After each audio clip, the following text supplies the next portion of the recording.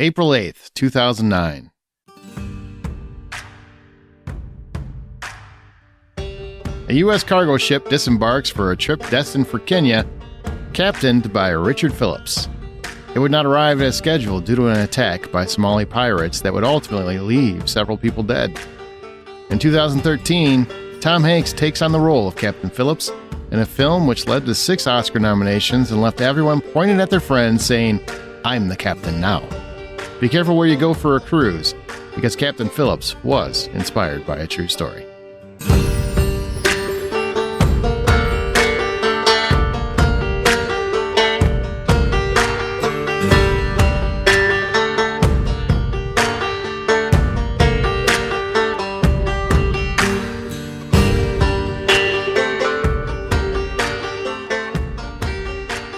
Welcome to True Crime for Cinephiles. This is Inspired by a True Story, a podcast devoted to keeping artists honest. We will discuss the overall details of the actual situation and then review the film on its own, how much that is true, and how much was Hollywood magic.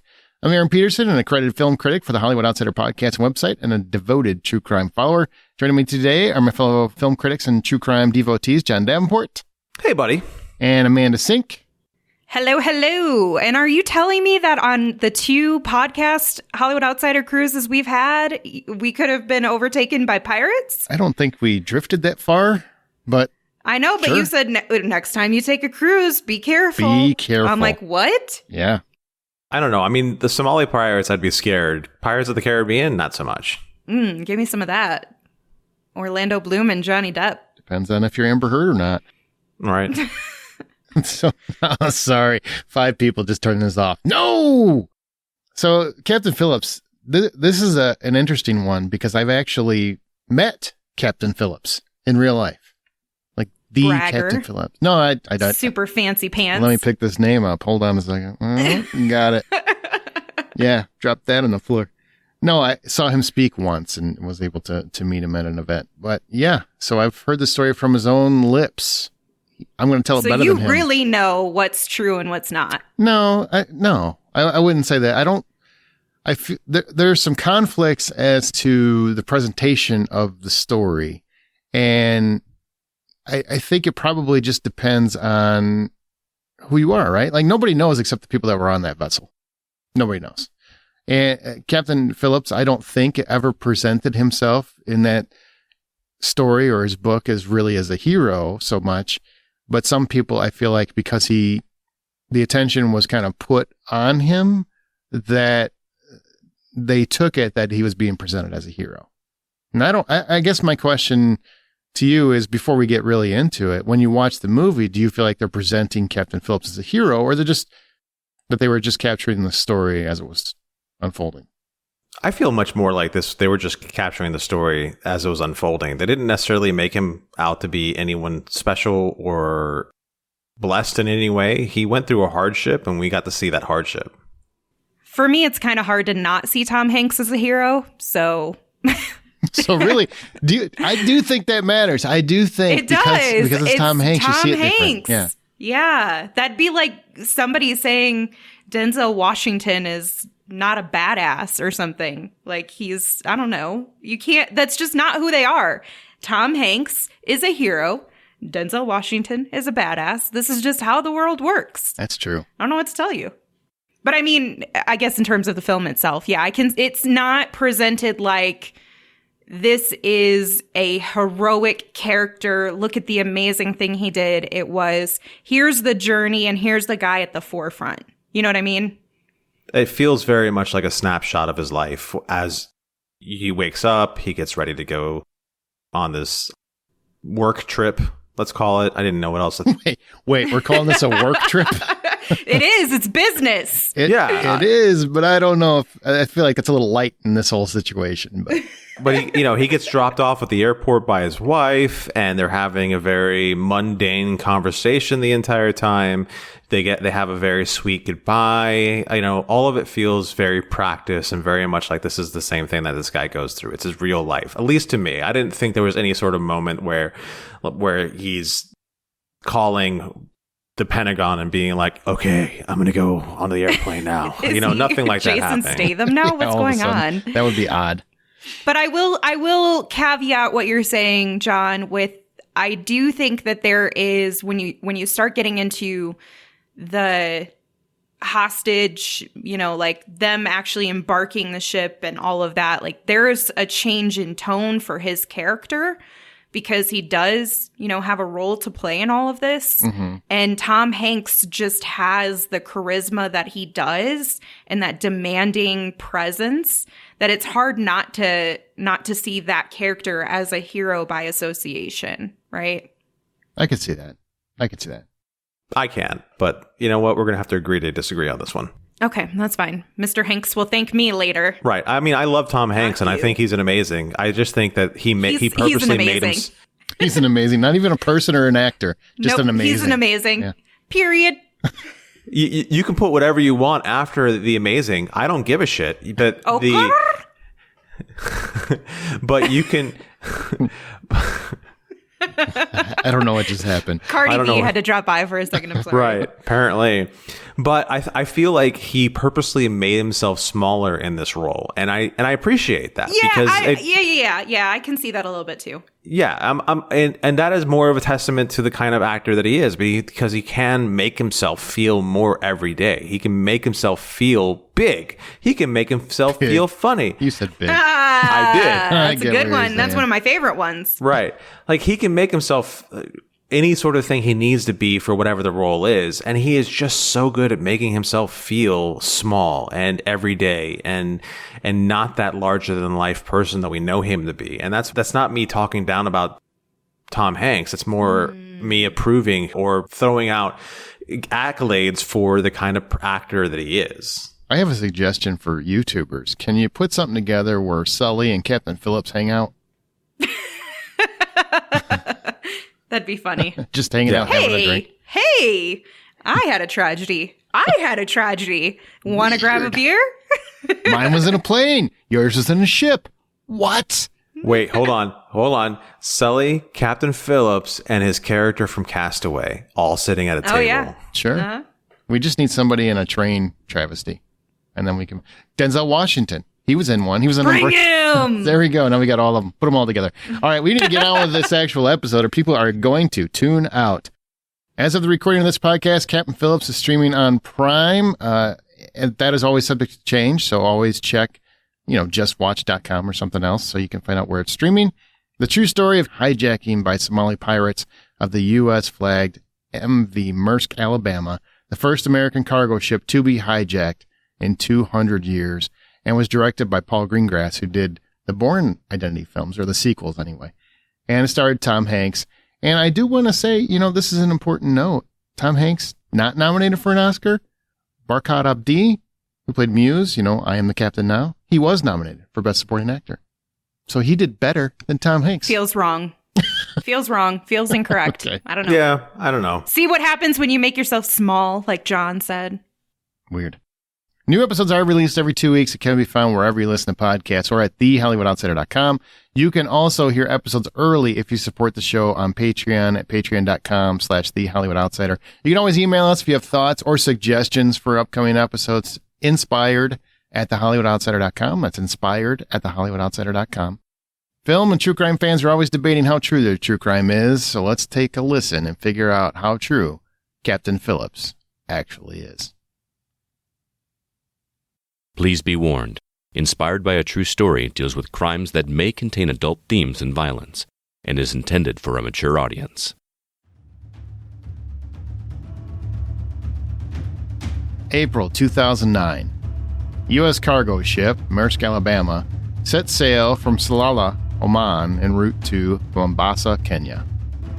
There were about 20 crew on board, and they were led by Captain Richard Phillips.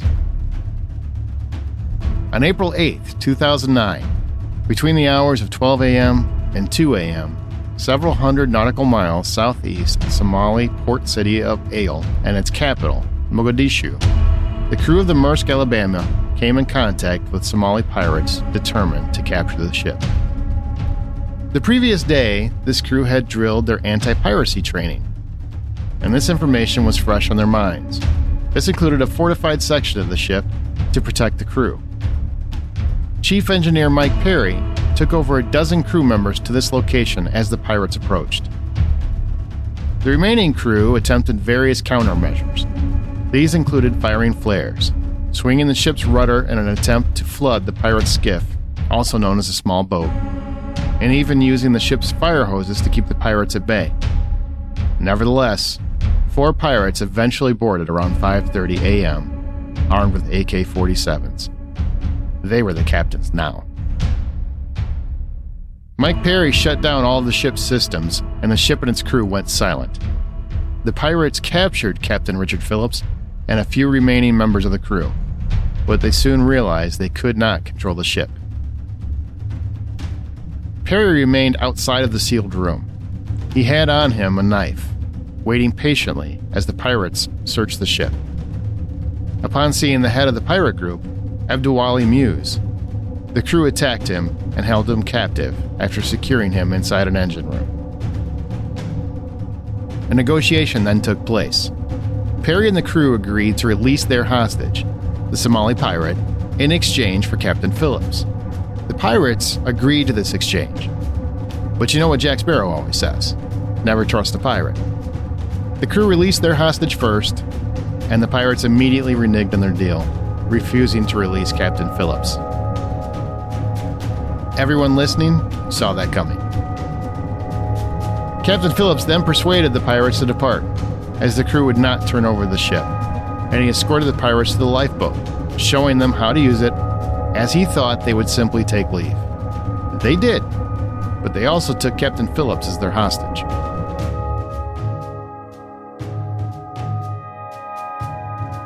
The USS Bainbridge, a Navy destroyer, and the U.S. Halliburton were ordered to the Gulf of Aden to address the hostage situation. It reached the Maersk Alabama on April 9, 2009. The Maersk Alabama was then escorted from the scene toward its original destination, where Captain Larry Hashim took over, as Phillips had relieved him of duty over a week earlier.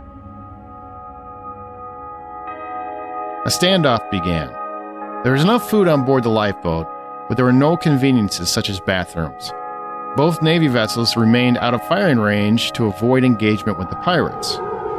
The pirates' strategy was to wait for more pirated vessels and hostages to arrive, then get to Somali, where it would be easier to hide and exchange Phillips. 4 pirate vessels were headed toward them, with over 50 hostages on board. April 10, 2009. Captain Phillips attempted and failed to escape the lifeboat. He later implied this was not an escape attempt, so much as a decision that this would not end well on his own. Therefore, he would put an end to it himself. The Navy also ordered an assault ship, the USS Boxer, to the Horn of Africa, to be ready for combat should that need arise. Negotiations were ongoing between the Navy and the pirates, but they broke down after the Somali pirates fired on the USS Halliburton the morning of April 11, 2009. The Halliburton did not return fire as they did not want to escalate the situation, but if you ever want to incur the full wrath of the United States military, take a few shots at their ship. One of the pirates told Reuters by satellite phone, "We are safe and not afraid of the Americans. We will defend ourselves if attacked." Silly pirates. Captain Phillips' family were all gathered awaiting the resolution of this situation, and the commander of the USS Bainbridge, Frank Castellano, somehow tempered the situation and convinced the pirates to be towed by the destroyer. What the pirates did not know is that Navy SEAL Team 6 had arrived at Bainbridge, and the tether of the towboat was kept just short enough so that their snipers could take a clear shot should the need arise.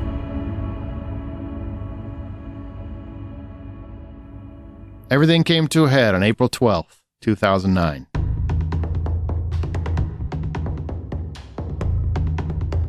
Due to his injury, one of the pirates, 18-year-old Abdi Muse, surrendered for medical treatment. Later that day, one of the Somali pirates was seen aiming a gun at Captain Phillips. At that time, 3 snipers, believing that Captain Phillips was in imminent danger, took their shots, killing those pirates. Captain Phillips was rescued with no further harm occurring.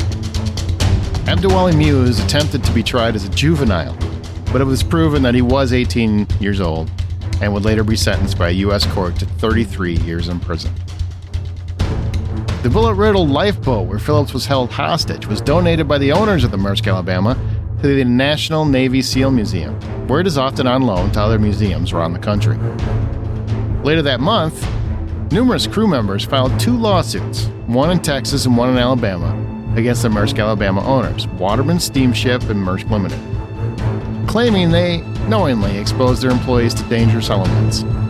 They also alleged that Richard Phillips was aware of the pirates and the crew had repeatedly warned him of their presence, though he disregarded their warnings and concerns about the ship's lack of anti-pirate security measures. According to the crew's counsel, Deborah Walters, quote, "The crew had begged Captain Phillips not to go so close to the Somali coast. He told them he wouldn't let pirates scare him or force him to sail away from the coast." They also stated the pirate attack in the film wasn't the only one the Alabama faced. The day before the ship was taken over, 2 other small vessels attempted to hijack the ship, though they were unsuccessful. A crew member was quoted as saying, "We said, 'You want us to knock it off and go to our pirate stations?' And he goes, 'Oh, no. You've got to do the lifeboats drill. This is how screwed up he is. These are drills we need to do once a year. 2 boats with pirates and he doesn't give a shit. That's the kind of guy he is." End quote. Phillips, however, claimed that the crew only asked if he wanted to stop the drill, that the pirates were 7 miles away, and that there was nothing they could do without knowing the full situation. He also confirmed that he did order the crew to complete the fire drill. The suits were fought by the defendants and eventually settled, though no details were disclosed. There are many that proclaim Captain Phillips to be a maritime hero, and others who deem him reckless. Only those involved know the full answer. And with all the details I have just discussed, what do you guys think? I'm going to have to go with he's really neither. He's just a guy who made his decisions, and now he has to live with his decisions one way or the other. And he probably was doing the very best he could. To call him a hero or to call him, reckless would be too much to assume his frame of mind at the time. And unfortunately, none of us are really capable of doing that. So I would rather just call him a person. I feel like the truth is going to lie in the middle. You know what I mean? People have their own perceptions and interpretations of communication. So this he said, she said business, I'm sure it's somewhere in the middle. I don't know. I mean, I can't imagine that somebody would be in that position and not have any care for safety whatsoever. On the flip side, he also was fairly negligent where he said, no, I'm going to continue going forward, even though I was warned ahead of time. So that's where it's like, yeah, I can see it going either way. And that's where the truth probably is somewhere in between. Either way, I mean, he got them, they ended up getting out of it. He got out of it.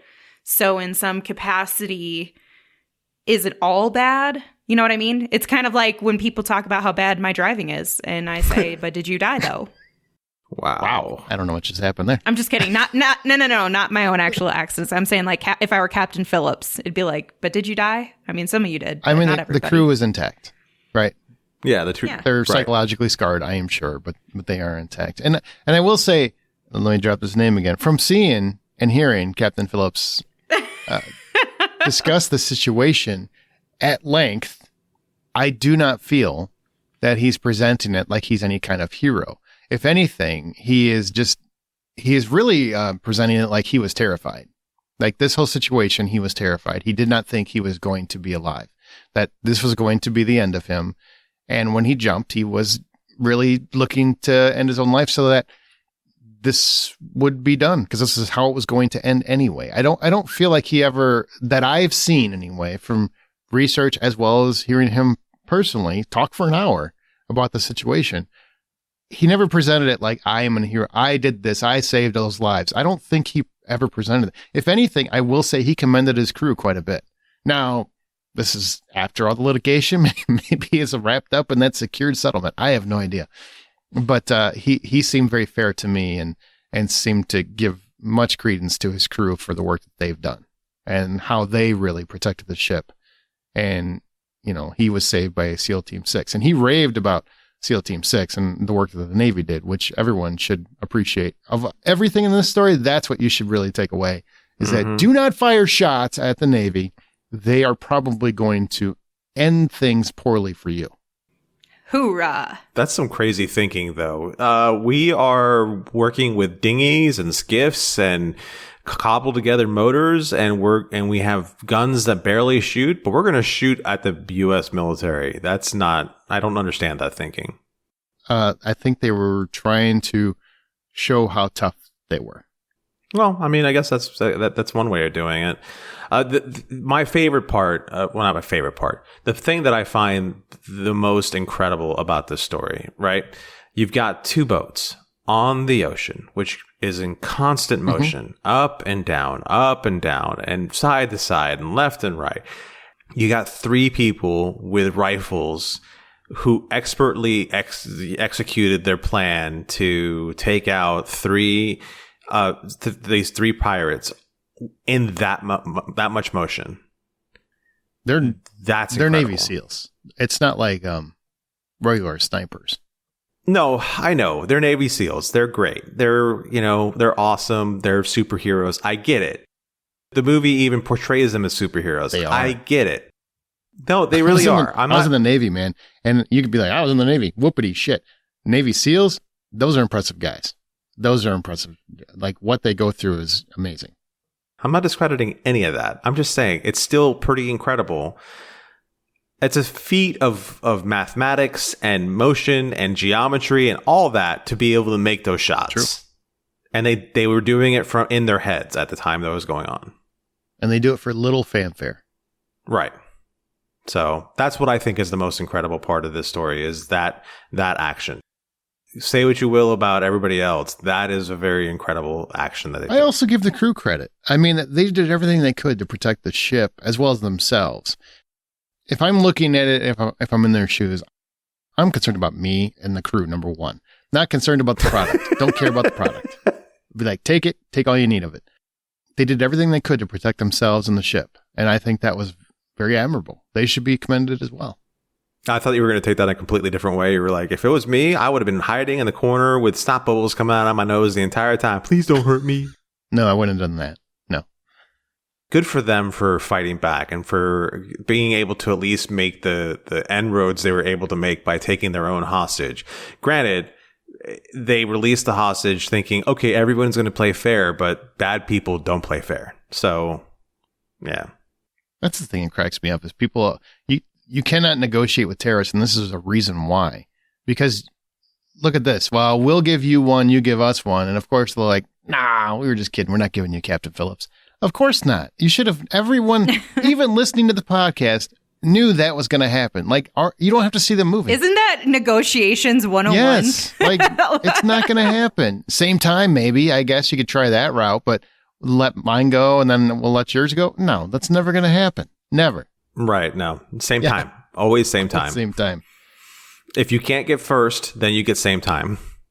If you're not first, you're last. Oh, that's right. Ricky Bobby should teach negotiations. That's right. Absolutely. Ricky Bobby and El Diablo. All right. So anything else on the actual story of Captain Phillips that really caught your eye? Honestly, just the fact that there's real life pirates. Like, I feel, and I know this is going to sound ridiculous. I know we all know that pirates are real or were real or whatever. But the fact that I feel like growing up, pirates seemed like fairies, where it was like Tinkerbell. When I'm like, that's not real. Pirates don't exist. And just to know that there's like, yeah, these dudes really are like, we're gonna take over your ship. We're gonna take your money. We're gonna take whatever we have to survive. They're literally just thugs on the ocean. It's just wild to me. I'm just laughing at every guy with eyeliner. Are you a pirate? He's got the cat wing. Yeah. Mm-hmm. You pirate, right? And what's funny is there's there's actually been a drought of piracy in terms of Somali pirates, because there haven't been really many hijackings or successful hijackings for the last 6 years, I believe. But now there's some concerns that they're going to start up again. But it's amazing to me that, like Amanda said, this is a thing that still goes on, because you would think that so many ships, especially ships of that size, and knowing that they're carrying cargo that are in demand and therefore, a target, would have numerous precautions as well as security on board. You would think these things, right? But wrong. Or at least at this time, wrong. Now is probably a different situation, but this taught a lesson that we are vulnerable. So make sure you cover your bases. Yeah, I mean, it speaks to a level of entitlement that we seem to have, or maybe entitlement is the wrong word, but people don't assume that things are going to happen poorly to them because of whatever, insert reason here. Because I'm on an American ship, because I'm American, because nothing's ever bad happened to me, because I look good in sandals. I don't know whatever the reason is, but people just assume that everything goes their way. Look good in sandals. Hey, I look fantastic in sandals. Just give me a thong and I'm good. This is taking a weird turn. Oh my God. I was picturing you in slides, and then you said thongs, and now I had to picture you in a thong, and it's really affecting Back on me. point. You're hurting the listeners and Aaron at the same time. No, Amanda. you're hurting the listeners and Aaron at the same time. She was just acknowledging it. Right. The thing that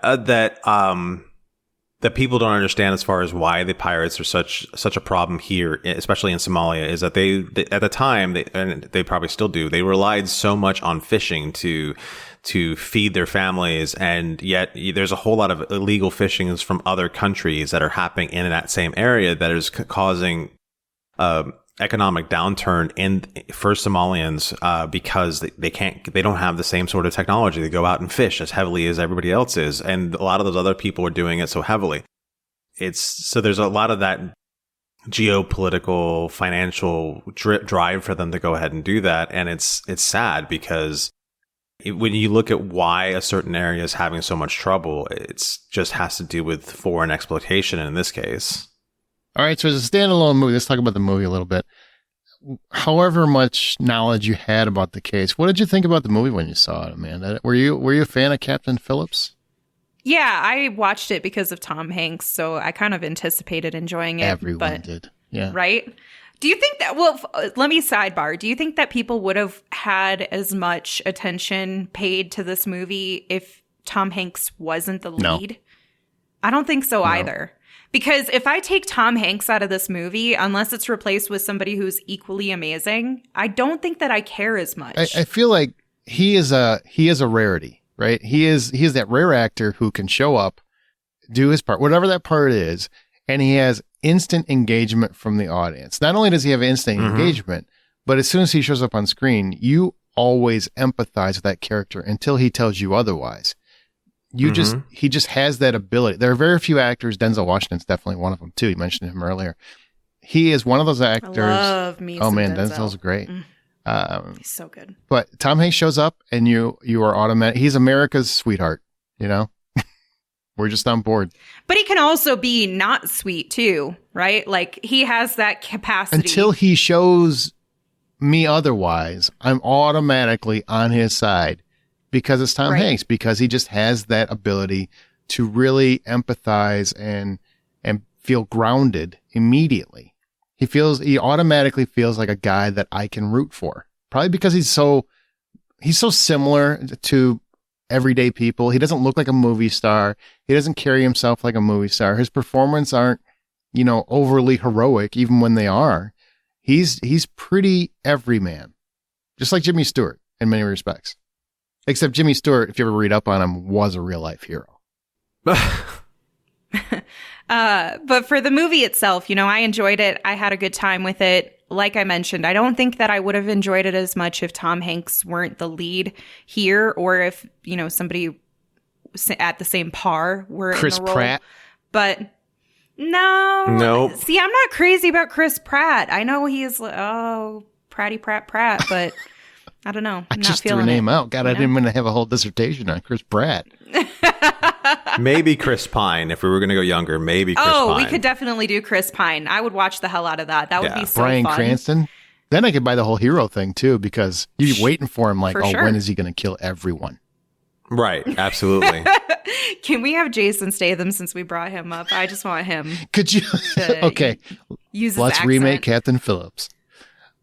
But Jason Statham is the guy. Can you imagine? Yeah. This is just, oh man, it's gonna ripple relations between U.S. and Somali for decades.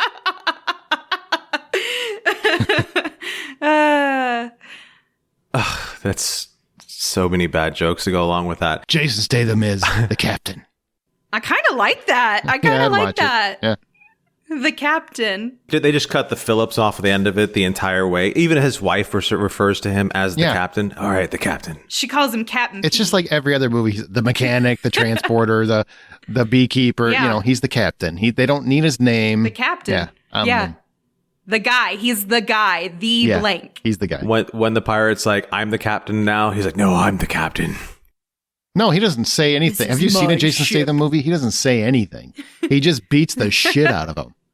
Right. That's what was I thinking? And he ends with a one-liner in his accent and a really low They're doing that voice. trade and everything, and they're like, "Oh, we're not giving you your captain." And they're like, "Oh, we feel bad for you," as they float away. Right. Yeah. Oh, this is getting good. The Navy SEALs are actually on the USS Bainbridge, and they're watching and like, we got him in our scope. Oh, wait, is that the captain? Oh, just put the guns away, guys. The captain. I'm not stuck in here with you. You're stuck in here with me. He watchmans their ass. And then the Meg shows up. Okay. And then he uses Now the you're Meg. too far, Amanda. There was a line. You went too far. You know what? This is the Meg 3. This is the Meg 3. Let me bring it right back again. I ended up seeing this movie in the theater, and I remember a lot of the same thoughts that I had the second time I was watching it, just to get reacquainted with it just a couple of weeks ago, which is that it felt very much everyday to me. It felt very much like I was watching a segment in somebody's life. As everything's happening, the tension gets built over time very well. The pacing of that tension gets built over time very well. And the one parts that I have a quibble with is that when the Navy SEALs show up, it's like rock stars come out of the movie, and it's almost a different movie at that point. It's fine. It's Navy SEALs. They deserve to be treated like rock stars. Wow, does that I'll sound have it. condescending? Like, it's fine. They deserve to be treated like rock stars. Like, they save lives. I didn't think I was going condescending, but okay. Check the tape. That's all I'm saying. Just check the tape. You know what? If there are any Navy SEALs that actually listen to this show, I will apologize to them because it's not the way I intended it.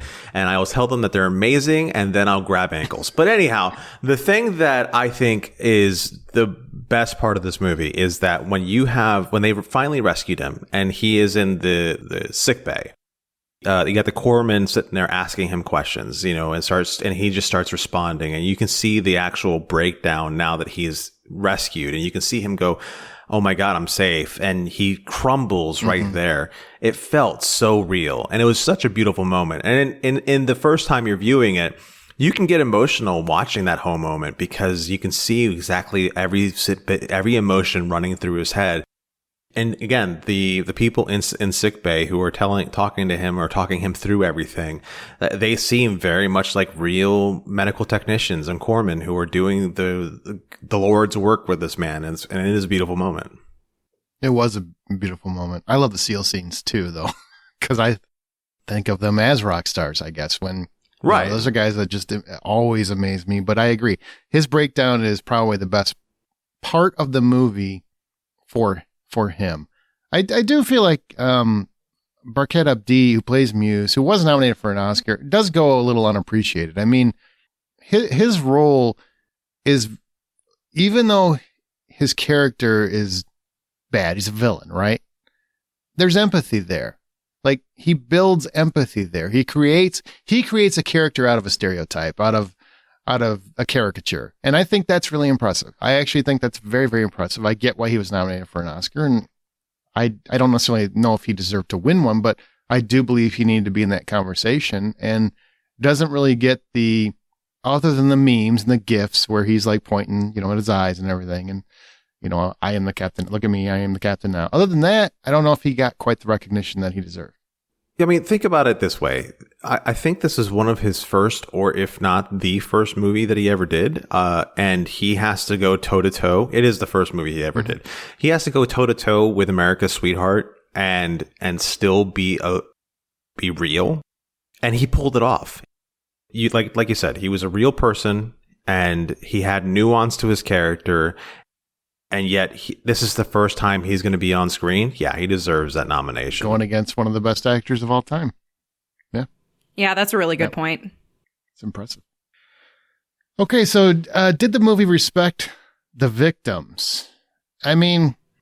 Who knows? Yeah, who knows? It's kind of up for grabs. I mean, the crew and Captain Phillips seem to feel different.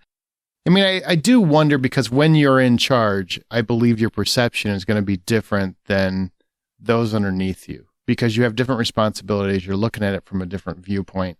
I don't know if that necessarily makes anyone right or wrong. I just feel like the perception is different. It's not justification for anything, but sometimes when you're the person in charge, you have to look at a broader picture than oftentimes those below you would have to because they have very specific jobs. Your Yep. job is to cover all of it. There's others very specific. So I think a lot of it, both sides can be true at the same time. Both perceptions can be true at the same time. Agreed. And I think that's why, like I said earlier, it comes down to the way that they're perceiving it. And it's probably the story is somewhere in the middle.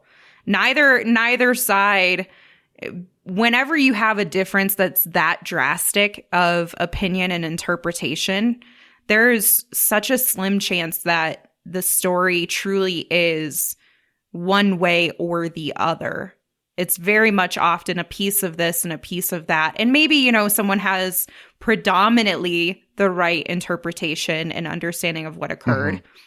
But we are humans. We naturally put our feelings, experiences, perceptions in place whenever we have, especially an altercation or a difference of opinion.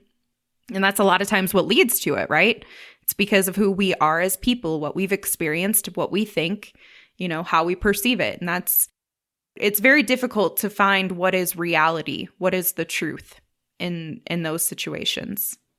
I think all three of us are in positions of leadership in our personal life, right? So I can see myself in a position of leadership being given information from all sorts of different directions, and you have to filter that down into a workable process and make the best of what you got. You've got your teammates or your employees, whatever you want to call them. You've got the people above you who are telling you they want that you have certain metrics you have to meet in a certain way. Ultimately, all of it comes down to how do you ensure that you balance everything out to make sure that you can continue to get a paycheck on a regular basis? And I can see somebody saying, oh, hey, there's pirates. Okay, cool. And then moving on. And then that person later going, well, I told him they're going to be pirates. And he was just like really reckless about the whole thing. Meanwhile, the recollection that he would have about the whole conversation would be more like, oh, yeah, he might have stopped by and said there might have been pirates. But I just we had a timetable we had to meet. Yeah.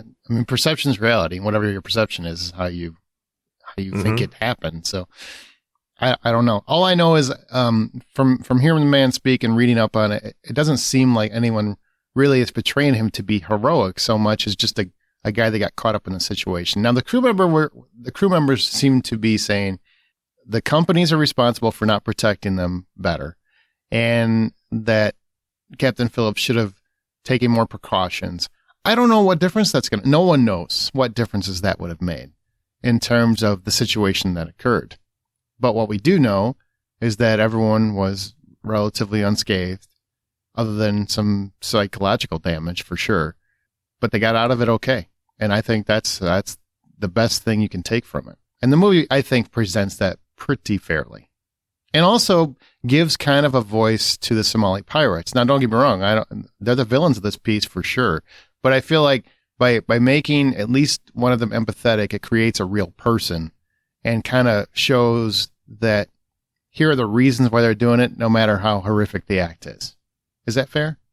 That's something that I actually don't agree with. I don't agree with the idea that they fully explain why the pirates are doing what they're doing. Okay. What do you wish they would have done in that respect? Like I alluded to earlier, the motivations for these pirates was more geopolitical than it seemed like. To me, when I'm watching this, it felt more like a reason to sit there and say, well, these guys are Muslim and that's why they're doing what they're doing. At least that's what I thought I was seeing.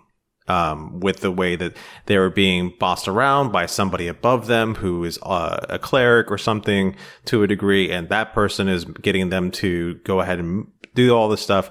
That's what I saw as far as like they were leaning on the religious aspects of who these people are versus the fact that they're in squalor because of what is going on around them, because of how other countries are taking advantage of them and taking advantage of their fishing rights. All these things that are more important, more realistic reasons as to why they've turned to piracy versus what felt like to me they're Muslim / bad guys. Amanda, how did you see it? I see it both ways. Like, obviously, they're still the villains of the story. You can't take that away. But there's always a level of levity when the characters are really ingrained into the story, like these ones are. You know what I mean? Mm-hmm. Like, they're very, very involved. It's not like we're seeing them in the background and our American individuals are just at the forefront. We have them mixed together, and so naturally over time you start to see different perspectives, but I definitely still see them as the villain. You're still inevitably doing something wrong, you know what I mean? So well, no, I'm not saying that they're not the villains. I just wanted a clearer vision as to why they're the villains. You would have liked to have seen, like, we saw Captain Phillips, and even though I do think they show them kind of on their turf as well before this mission takes place, so to speak, but you get much more of an empathetic vision of Captain Phillips, and you would have liked to have seen more of why they're so desperate to turn to this life of crime.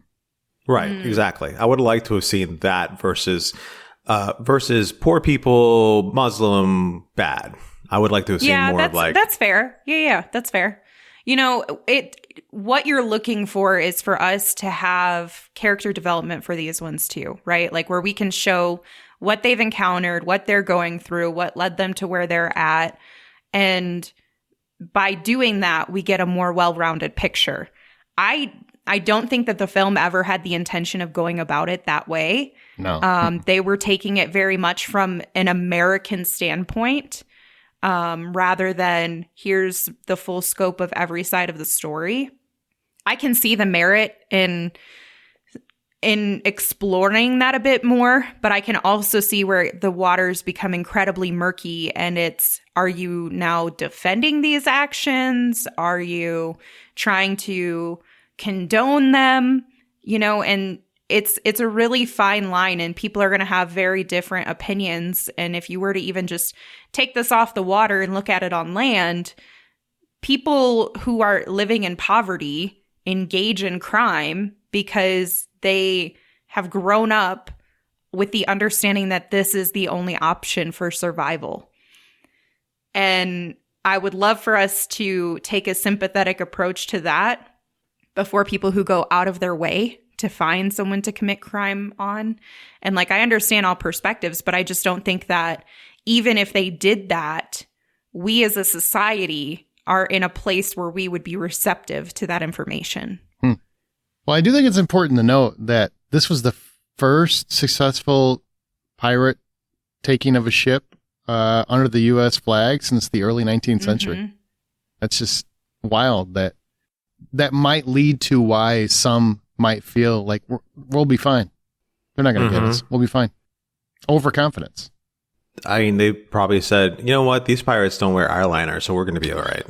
You savvy? Yeah. So what would you have done differently in terms of the film? Well, I guess we've already talked about it, right? You would have, for John anyway. What about you, Amanda? What would you have done differently? Anything? I don't think so. Like I mentioned earlier, I think the only thing that, you know what? I take that back. I think more engaging supporting characters, because at the end of the day, aside from the ones that we've already talked about, it's Tom Hanks. It's Tom Hanks' movie. You know what I mean? And if you remove Tom Hanks, you don't have the same film. And I really struggle with saying that a movie is good if it's primarily because of the lead that is in the position. You know what I mean? Where it's like, I don't know. I feel like they could have made more effort in giving us additional stories and characters to love and appreciate rather than just the one that I felt like became the most important. Well, it is Captain Phillips. It's not Captain Phillips and Friends. But according to Captain Phillips, it was Captain Phillips and Friends. Like that's the thing. That may be true, but I'm defending the movie a little bit. One thing I would have done differently is, look, I know everybody loves Paul Greengrass. I do not like his shaky cam style, his handheld camera style. It's not something I'm a fan of. I would go back to cameras that are mounted because sometimes I just want to see what's going on. It doesn't make me feel like I'm really in the action if I'm constantly going, what is the action? That's all I'm saying. Also, here's another way I would go. Disgraced former Navy SEAL, Jason Statham. Hell yeah, brother. Is assigned the... What is happening? He's assigned right the Maersk Alabama, and he's also known as the captain. And then he's taken on this boat at some point. He gives himself up. By Liam Neeson? No. Is Liam Neeson taking it over? You said taken, and I got really excited. Could you imagine? This would be so fun. Down. All right, don't make us hose you down. The Somali pirates are now Europeans because that's who he beats ass on, right? Like, so... There's a better way of saying that, but okay, continue. Probably is. It sounds a little whitewashing. They get, this is how those movies work. They get in the boat, and then he proceeds to one by one. There's actually 14 of them in this boat. There can't be like 4 or 5. There have to be 14, and he has to take them out one by one. And so finally the Navy SEALs go in, and he's already just killed everybody. But there's one guy... They show up, and there's nothing to do, so they just sit down and eat some chips. But there's one guy left that got away, and then at the end of the movie, of course, he finds that one guy and proceeds to take him out too. And it ends. Boom, the captain. All right. I'm on board. But maybe the one guy is actually Tom Hanks. Maybe that's how you go full circle. Nobody laughed at my joke. That was like, I was really proud of that. What did you do? I said, I'm on board. Like wink, on wink. board the ship. Wow. Well, yeah. Yes. That was so good. More importantly, Tom Hanks is the last guy standing. That's the most important part of the film. Damn it. And Tom Hanks was the one that said, I'm the captain now. Exactly. And he was the head of the whole thing. This is a good movie. Like, this is totally turned into a Scooby-Doo moment. Is a great moment. I get it. And he would have got away with it if it wasn't for that meddling Statham. Yeah. Right. Okay. Well, if you enjoyed this podcast, I don't know how, but thank you for enjoying it, and share the show on your social media outlets. Please tell your friends. Give us a review in your favorite podcast app, whatever it is. You are always the best source of promotion. Please tell your true crime maniac friends about us.